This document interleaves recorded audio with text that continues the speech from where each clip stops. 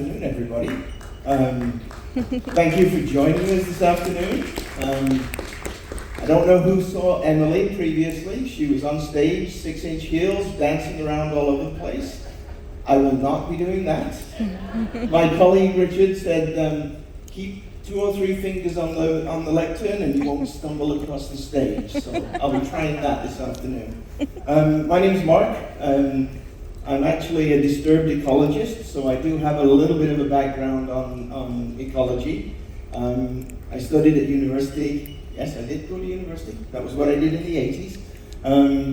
And I joined the mining business, and I studied in the mining business for a little while to do my PhD. And then I found that ecology, straight ecology, was not exactly what they needed in the mining business. But it was very useful because we had to do a fair amount of rehabilitation and closure after the mines had closed. So ecology then became part of what I did as my job. So we'll have a look this afternoon, for those of you who fell asleep in your biology class at school. This will take you back a little bit. I'm going to go back to the early bits of ecology, and we'll work our way through plant and animal kingdom, and then how it all kind of weaves together as a connected web. So the first off is an important thing is to get kind of a description of what ecology is. So it's relationships between organisms and their environment, how they kind of interact. So it's not just between the organisms and the environment, but it's also all the individual organisms. And you can see here the abiotic, which is kind of the environment around it, which would be the rocks, air, sunlight, water. And then you've got the biological piece that we see in here in red. So it's very simple. What we'll do today is we'll go through the 6 animal kingdoms. Then we'll have a look at what species do, what their job is in the ecosystem. And then we'll move on to have a look at a few other pieces in depth. So for those of you who are unaware or are aware, most of us deal in this bit and this bit, the plants and the animals, and sometimes with this, particularly on our plate with a nice omelette or something like that. But there's also a few other things that are a bit more difficult and complex, so the ancient bacteria, the bacteria, and these things called protists. So if we start kind of at the bottom of the place with the ancient bacteria, this is what it looks like. It's a nondescript cell without a nucleus, and they are something called extremophiles or extremophiles. They like extreme environments. So what we've got in the middle here, this is Yellowstone National Park. This is where they live. They live in these boiling hot springs. They live in these what are called black smokers. These are underground, undersea vents. And these things live right in this very, very difficult environment. Very simple, but it's a whole group on its own. Quite an interesting group. As we get a little bit more complex, we come up to the things that we're more familiar with, the bacteria, and it's classified as Eubacteria, but we'll call them bacteria for our own sake. You've all heard of streptococcus, which means oval and in chains. You've heard of staph. You have a staph infection. That's these little guys over here. They've got good uses, and obviously some of them cause us problems. They're a little bit more complicated in terms of they still don't have a nucleus, which is where the DNA sits in the cell itself. But they have a DNA that's complex, and it's there. So it's a DNA-based organism, very simple, and they have little things called ribosomes. It's not particularly important, but those are the ones that give energy to cells. They have good and bad. We see a lot of the bad because we feel sick if we've encountered some of these bacteria. But bacteria are also very important in the decomposition of nutrients and animal parts and plant parts when they have to go around and around. And then we get to this thing. the Protista. It's kind of in between the bacteria and plants. It has a real nucleus, you can see here, and it also has chlorophyll. It's got chloroplasts. So it will photosynthesize. A few examples here: slime molds, some of the single-celled animals. And then one of the most interesting things is that seaweeds, these large seaweeds, whether it's a rhodophyta, a red seaweed, or the green seaweed that you can see behind me, those are these single-celled groups that form together, and they act together, but they don't have any structure. Seaweeds themselves are just like a mass of cells held together, but they don't really have anything to transfer nutrients around. They don't have anywhere to transfer water. They've got no structure when it comes to floating around. They just float around in the ocean. So they're kind of a bit of a misfit, but it's a colony of cells, a group of cells in a slime mold, or individual cells. Moving up and up, we come to the fungi. These are a hoot. So the fruiting bodies, they have this fruiting body which actually drops spores. The bit that we like to eat is this bit over here, and it actually drops a spore onto the ground, which then generates and forms these hyphae, which then form the fruiting body, and it goes around and around and around. It's a very diverse group, and just to give you an idea, these are some of the ones that you've got. This American Titan here. There's a beer bottle for size. It's probably about this high. Giant things. You can get these big puffballs that grow kind of the size bigger than a basketball. This little guy on this side is one of my favorites. It's a cho fungi. It's actually 2 millimeters high, so it's about that big. But it's perfectly formed, and it does its job. And I like these little guys. These little guys are called green pepes, but they're white. But you put them under fluorescent light, and they glow green. Very interesting group. So they're the decomposers. They're the things that, when a tree falls in the forest, the fungi start to attack it. They attack, they digest that, and they release the nutrients back into the soil. You'll see them growing on trees. You'll see them growing around on the golf course, and you won't see them when they're this big. So they're really cool little things. But they do a very important job. Another thing is yeast is also part of the fungus, and yeast is what makes alcohol. So for any of you who are wine or beer drinkers, then the fungi are an extremely important group. And the Heineken beer brand has a yeast called Saccharomyces heinekeni, and that's the one that they use to make the Heineken beer. It's a particular yeast brand that they have, and it's actually got a Latin name that is Heinekeni. So then we come on to the next lot, which is the plants. The plants are probably the most diverse group, as you can see. My favorite plant is right here. It's a big tree called ginkgo. If we think about the plants, it's everything from the grass on the golf course, to the trees that give us shade, to little bits of moss that are sitting around on rocks. And just as a note, we've got 1 or 2 orchids in here. There are 18,000 species of orchid. 18,000 species of orchid. When I lived in Ghana in West Africa, they had these very large rubber plantations, and the rubber trees themselves were ideal locations for tree ferns and for orchids to grow. And every now and then, one of the trees would fall over, or it would be felled. And then if I happened to be driving by at the time, I would go and I'd collect the orchids off of the top of the tree that was now down on the ground. I'd take them back to my house. I'd tie them to a tree, and I'd have a tree with all the orchids on it outside in the front of my house. It was beautiful. You could just literally stick them to the tree, and it rained enough that they grew. It was absolutely lovely. So, but remember, 18,000 species of orchids. That's just one group. Quite interesting. And obviously, they are the primary producers. Ecologically speaking, this is where the energy from the sun gets captured.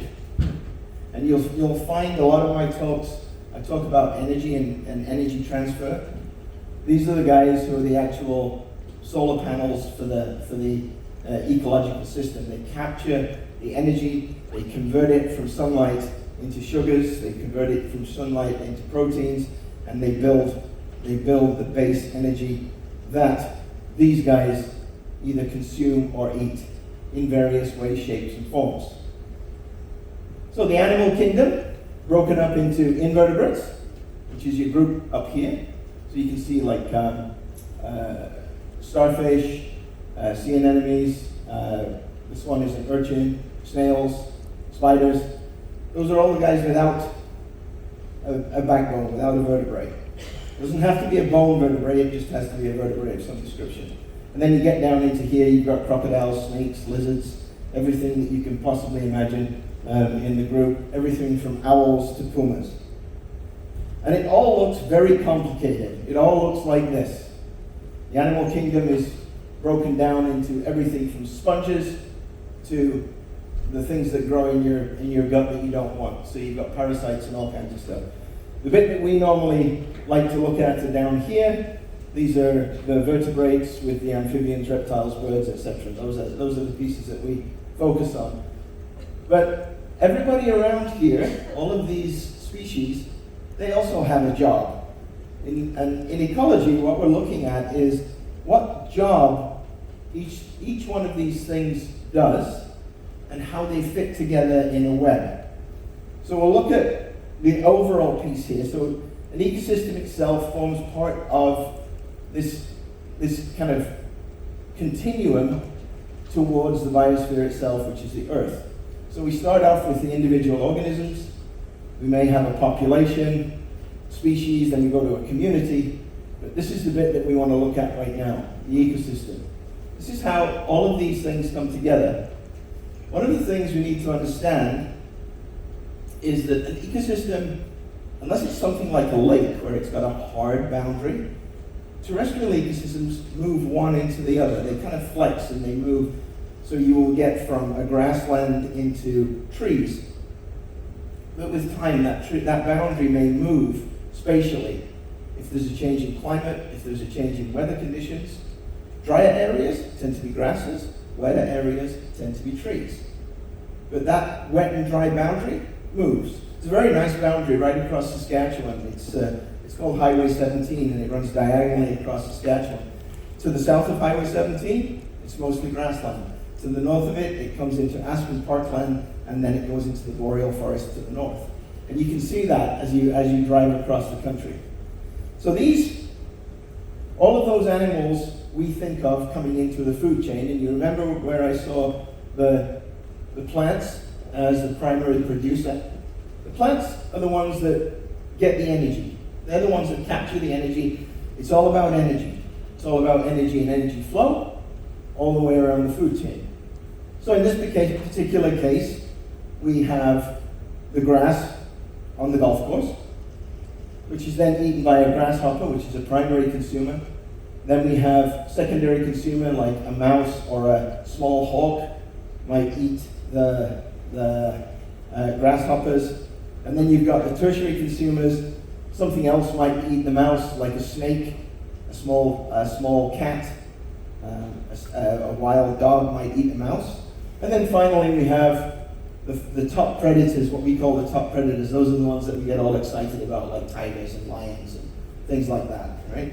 But just remember, an elephant is not a top predator because it eats grass. So anyway, so in this, we're looking at a kind of a single line as it goes around. Then the fungi come in when everything dies, the grass decomposes, the fungi come in. The eagle dies, the fungi come in, and the bacteria. So it goes around. In reality, it looks a lot more like this on this side. You've got all kinds of primary producers.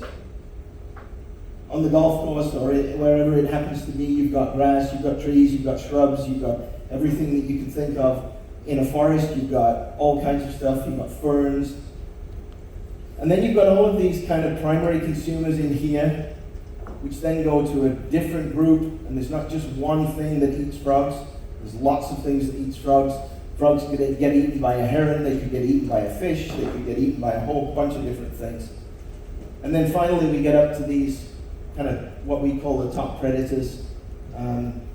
We fall into this really weird group because we're omnivores as humans, despite what my son would say. He says he's a vegetarian, but we're actually omnivores. So we eat everything from berries to plants to anything that we could catch. 200,000 years ago, when we were scrabbling around looking for food, we would eat anything from honey from the bees that we got in the trees, to berries, to seafood, to whatever we could get. So remember now, it's not a food chain particularly, it's a web, which is fortunate because in a food chain, if you eliminate one of them, so if you eliminate the grasshoppers, the mouse doesn't get anything to eat. In a food web, if you eliminate the frog, then these can still eat something else. So it's a very interconnected web. Interestingly, there are also things called keystone species, which are indicators of ecosystem health. If you move those keystone species out of the way, then there's a dramatic shift in the ecosystem. So now I just was talking a little bit about ecosystems. Within the ecosystem which we're looking at here, this kind of integrated piece, all of these animals have a job, and I'm going to do one little tiny bit of science on you. A niche, this niche thing. Niche is kind of what it says, and this is the scientific, there's no test of this at the end of this, by the way. This n-dimensional hypervolume, right, which defines the range of conditions in which this plant lives. Well, that's a little bit kind of irrelevant. Species have jobs, and the niche itself is the profession. So the habitat in which it lives, it could live in a lake, it could live in the tropical rainforest, but its niche is the kind of job that it does. What does the animal do? If we have a look at birds, the birds are great for niches. So all three of these birds, they live in trees. And all three of the birds feed in the trees. But the tree is divided into three different niches. This particular bird on the top, this Cape May warbler, feeds at the top. The next one, this bay-breasted warbler, feeds in the middle. And the yellow-rumped warbler, which has actually a yellow rump there, feeds in the lower part of the tree. So what you can see here, you've got the tree as the habitat, and the niche is where the actual animal lives. If you remove this piece, right, if you take the bay-breasted warbler out, you may see a shift, and this one may come down a little bit, and this one may come up a little bit. But they're able to live in their own little niches. It's particularly prevalent on the seashore, where you can see distinct bands of different things, different species, living along the seashore. And these are the two different types of barnacles that live on rocks from high tide to low tide. And this balanus species likes to be wetter. It has a thing called a fundamental niche, which is the range in which it can actually live. So this one, thalamus, can live over the whole thing. The balanus can only live in this part. But the competition here by balanus makes sure that thalamus only lives in this upper part. And you can see the two different species here on the right. So this one, if you eliminate this one will grow all the way down. But if you eliminate this one, it won't go any higher. Why? Because it cannot tolerate the exposure to air. So this one can only be out in the dry for so long. That's its upper limit almost. This one is dry, but it can be submerged as long as it wants. So it's a kind of a balancing act here. So niches can vary depending upon the competition around them. And if we look at more complicated changes, you've got, these mountains are great things for biological systems. They really show you what is what. You start off in this beautiful, like, forest, woodland thing as you start your climb up the mountain, and you come up and you go, and you literally walk through drier areas, then into the forest, then into the upper forest, and finally you get up to the tree line, which is way up here, and the trees are about this high. They're stunted, they don't grow very well, but they're hanging in there. And then finally you get into the alpine piece right on the top, where there's only grasses, and maybe you get so high that nothing will grow at all. So this interaction of species, if you take here, there's temperature pressure as we go up the mountain. That's really the gradient here. You can see everything along the gradient, but these woodland species here are not suited to live in the colder temperatures higher up the mountain. So you actually walk through all of these ecosystems as you go up the mountain, but there's not a distinct line. The only way there's a distinct line is if you have a hard boundary, and a hard boundary would be something like a lake or the ocean, or in this particular case, well, you almost get a hard boundary when you get up so high. Nothing, there's kind of a real ring around the top of a mountain. But if you look at the north and south facing slopes of mountains, the trees grow higher, grow further up on the north side than they do on the south side in some cases, because it's not as dry. So it's all about water, it's all about energy, and it's all about what they can do. So getting on to one of my favorite bits is the tropical rainforest. I worked quite a lot in the tropical rainforest. I even did a study on how much biomass there is in a hectare in a tropical rainforest.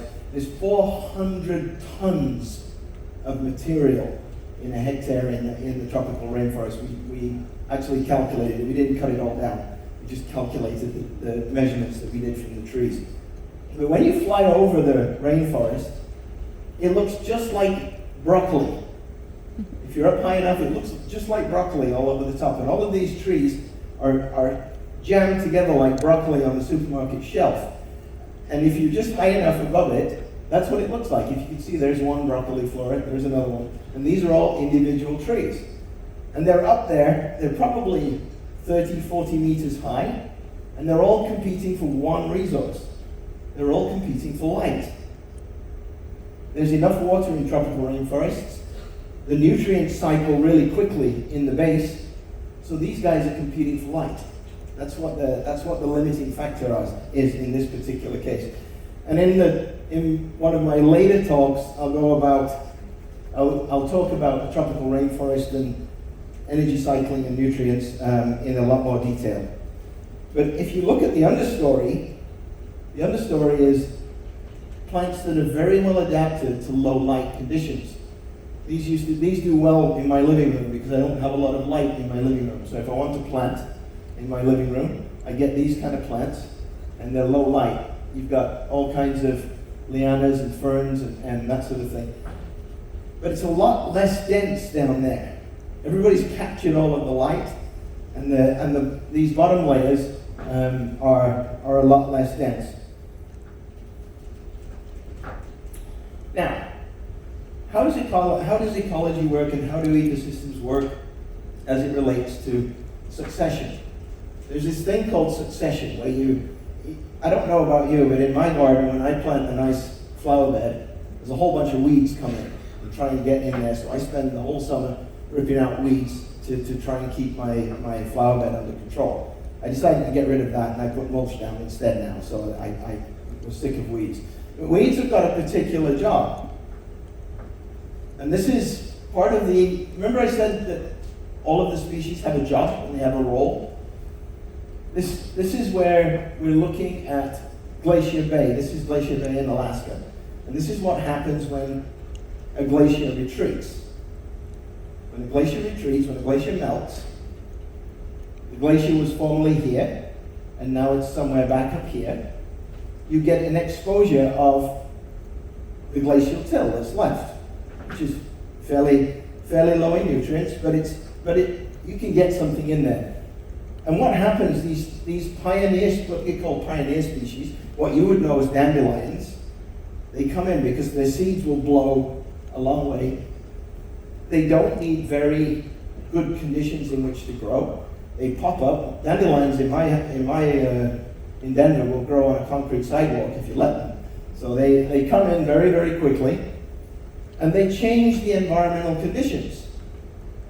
They change the environmental conditions, which allows the next species to come in, which is a willow, or something like a rose in this particular case. Now these are interesting because they need better soil conditions. You can see different soil here. So the dandelions and the mosses, they create better soil conditions. Soil conditions improve, and you get better species, and then what you get here is you get this alder coming in. The alder comes in, and the interesting thing about alder is it's one of these nitrogen fixers. It's not a legume, but it's a nitrogen fixer. So it improves soils. It improves the soils as it goes. So with time, as the glacier continues to retreat, these things all march up the mountain. And you get spruce coming in, and the soil conditions are much better. And then you get spruce hemlock as the kind of the climax vegetation. What we've got to realize is that this is happening at the edge of every ecosystem that you can think of. At the edge of a tropical rainforest, you've got a boundary that goes into the savanna. At the edge of a grassland, out in Wyoming, you've got a continuum as it goes up the mountain to where you'll get some trees. These boundaries continually shift as the climate shifts. And it's quite an interesting little piece because in this particular study on Glacier Bay, it's a very famous study, and you can actually see this happening today because once where there were glaciers, as the climate changes, the glaciers retreat, and these plants just advance right across the mountains. So, looking at my favorite system and looking at ecology, what we're looking for is we're looking for habitat diversity. And what we've got here is we've got all of the different, this is the broccoli that I was speaking about, and this is the understory, and then these are the ground plants. This one's got kind of interesting roots. They form buttresses and they grow. But each one of these little nooks and crannies and areas has a different type of habitat. And in a tropical rainforest, which is a fairly stable system, you get all of these different species taking advantage of the different layers within the tropical rainforest. So you get this, there's a harpy eagle sitting up on the top there. He's hunting across the top. In the bottom, you've got the jaguar hunting the animals and plants that are eating the fruits and the seeds that have dropped down. And everything goes on up and down the rainforest. So there's a great vertical stratification here. You've got the canopy, the understory, and the forest floor, and you've got different species living in each one of these areas. It's a very diverse, and you get all kinds of things going on. You'll have, obviously, when the tree falls into the bottom here, it's a very moist, humid environment. The bacteria and the fungi get to work on it right away. There's a tremendous amount of recycling of nutrients in this particular case. And in something like a tropical rainforest, 90% of the biomass is in the trees, 10% in the roots. For those of you that live in the northeast of the US, in the deciduous forests, it's about 50% in the tops and 50% in the roots. Go out onto the prairies, you've probably got 80% in the roots and only 20% in the grass. So this is a very unique type of ecosystem where you've got all that biomass. And the reason you have all that biomass, lots of water and very quick recycling. So the ecosystem itself functions very, very quickly to move that energy around. An equally complex ecosystem is this, the coral reef. Coral reef is a very complicated set of systems, and the coral itself is actually a mutualistic agreement. So there's coral and there's algae. The coral itself forms the outer shell, and the algae is what gives it the color. So it's what's called mutualism. One lives in the other, and the plant, the little algae that lives inside the coral polyp itself gives food to the coral. So it gets a place to live, and then it gives food to the coral. So it's a very interesting piece. But as you can see here, there's lots and lots of little niches and different areas where plants and animals can live. And in this particular case, this is why you get this massive diversity on these coral reefs, and you get fishes, and the fish have got specific jobs. There's fish with a beak called a parrotfish, and they actually eat the coral. They can eat the coral itself. And then you've got eels, and you've got everything that cleans up. And again, because it's a tropical system, these nutrients turn over very, very quickly. But it's a stable system in this particular case, and it looks beautiful when you go down and dive. I had a very hard time finding a picture without a lot of fish, because people like to take pictures of fish. But anyway, and then I want to just quickly look at my favorite animal again.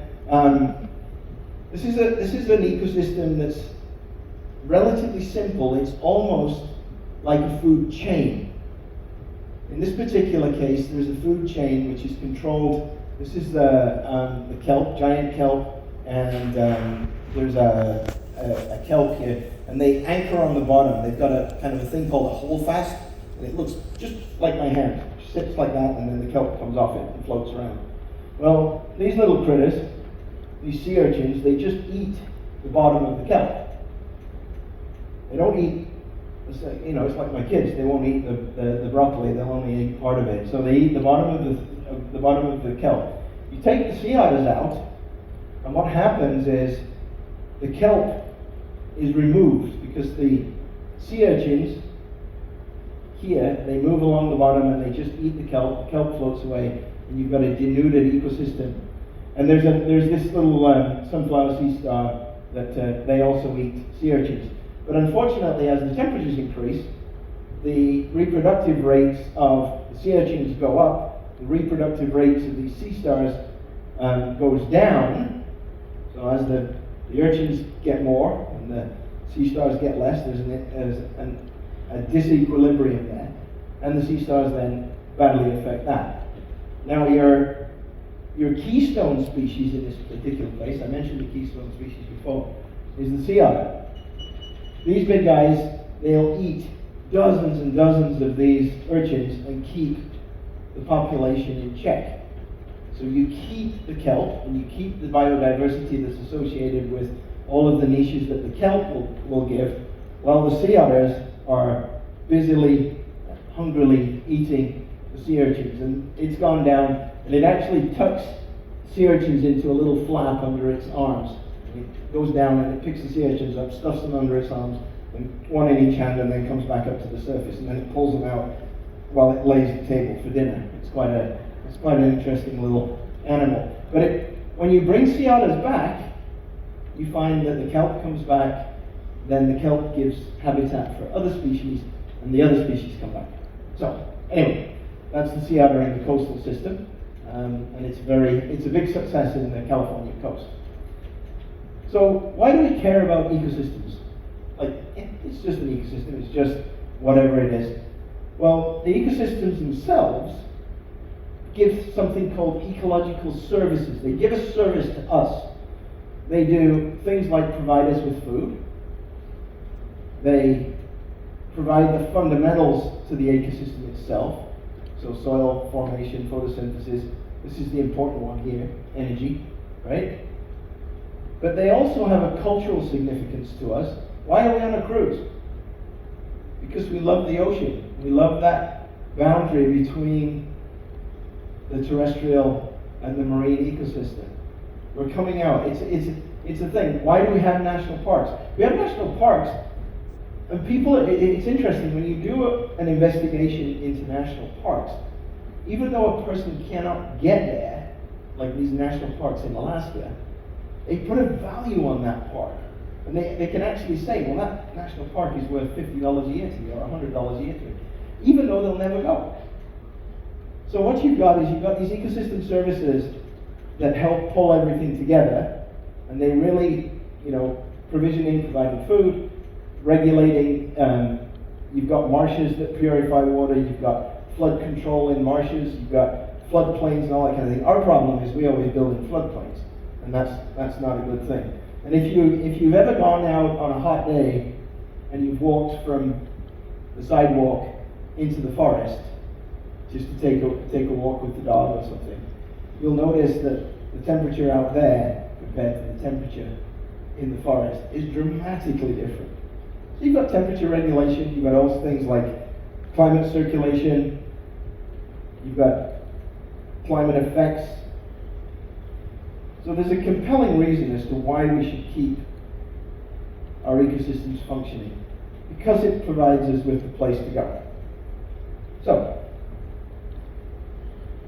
these are kind of ecological sustainable development goals, and for those of you who've noticed this, I've got a pin on my lapel. There's 17 sustainable development goals. Sustainable development goals came from something called the Millennial Development Goals, which were developed in the late 1980s and into the 1990s with a view to getting them put into place by the turn of the millennium. When they didn't all get done, they changed them into the Sustainable Development Goals, and there are 17 of them. It's everything from providing people with fresh water, education, and in this particular case, you can see a few of them. They've got environment, biodiversity, consumption, responsible consumption, and recycling, and that sort of thing. So we want to be looking at, in this particular case, there's little things that we can do to help the environment. One of the things that they do in Denver, and it's a really cool thing, is they'll give you a free tree. If you've got a space on your sidewalk, it's not on your property, between the road and the sidewalk, there's a little bit of grass, they'll give you a tree. All you got to do is plant it, water it, and send them a photograph. They also had a program where they get rid of your grass. They paid 50% of, ripping up your grass. So I'm like, I'll pick me. I don't want to cut the lawn anymore, right? So what I did was I took my beautiful green lawn and turned it into a native species. So I'm reducing my consumption of water. I'm reducing my consumption of fertilizer. And these plants grow and they look gorgeous. So I'm really pleased that I did it. My next door neighbor then did it. The next door neighbor then did it, and so we're gradually moving along, and the whole street is becoming sort of a more environmentally friendly street. There's always somebody that wants their green lawn, though, so that's great. They can pay the guy to. I always thought it was funny. I paid a guy to fertilize it, and then I put water on it so the grass would grow, and then I had to pay the guy to cut it and then come back and fertilize it. It was costing me hundreds of dollars a year just to have something that I didn't really think was that nice. So anyway, a couple other things that you can do. Up on the coast, and for those of you who live in San Francisco and Los Angeles, you'll be aware of it, is that there's a whale reporting system, and particularly in Canada. They have killer whales, and they encourage you to take a picture of the whale. Because if you take a picture of the whale, if you've got flukes, they can actually tell which individual it is. Excuse me. So they encourage you to report, I was out on the beach and I saw this whale, and take a photograph and send it in. And then they get these cetacean spotting things. So we can contribute to science even as we're walking around. Excuse me. So, just finishing up, what did we look at today? We looked at the diversity of life.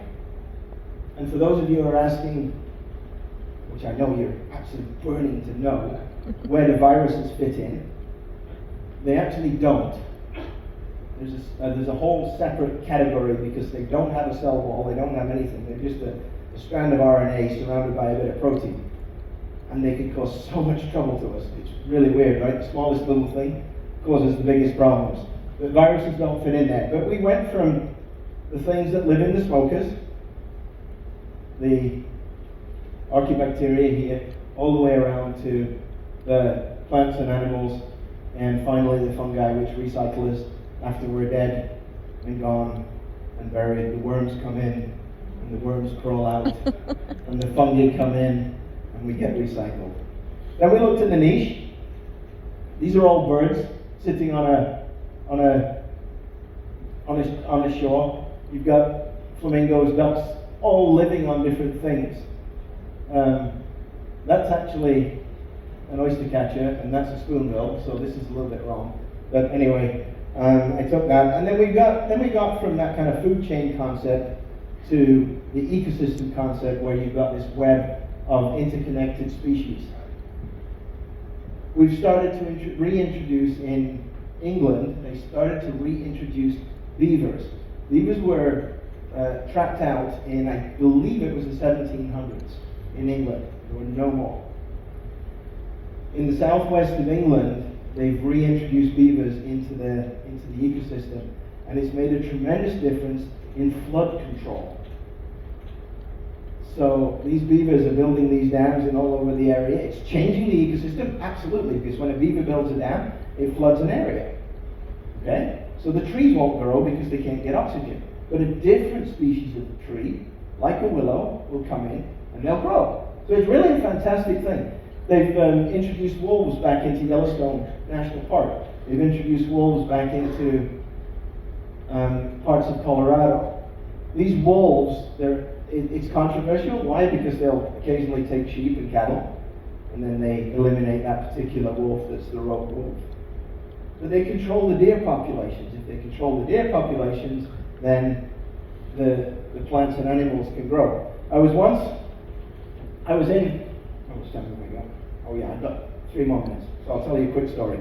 I was in Zimbabwe, and I went to a place called Wangi National Park. And as an ecologist, I walked into Wangi National Park, and I looked around, and I thought, there's something wrong with this ecosystem. Having studied ecosystems for 30 years, it just looked wrong, right? You know how sometimes you look at a car and you think, well, that's kind of going sideways or a little bit whatever. So I looked at this ecosystem and I thought, well, there's something really wrong with this. So I was talking to one of the park rangers later, and he said, yeah, there's too many elephants. The elephants were damaging the trees. When they damage the trees, they damage the ecosystem. And the problem with elephants in Africa is you have to keep the populations under control, but that's extremely controversial. You've got 23,000, there was 23,000 elephant in Wangi at the time. The carrying capacity of Wangi was between 10 and 12,000, so it was double the population. It was damaging the trees, it was damaging the ecosystem, but you have to keep them in because humans and elephants don't go well together, right? And therefore you need bigger parks and bigger systems. So it's very interesting. You can see by changing one species or keeping one species alive, you can really change the ecosystem. So with that, think about the ecosystem services. Think about the benefit that you get from taking a walk along the beach, taking a walk in your favorite woodland, or wherever you happen to take a walk or a stroll or a drive. It's particularly beautiful at this time of year in Colorado because the trees in the mountains have all gone yellow. Think about that service. It's not just the service, the physical service that it gives you. It's also the mental well-being. So, I'll just close with saying, I think it's one of the famous quotes. It's a little bit like, the earth is not an inheritance that we get, we borrow it from our children. So with that, thank you very much.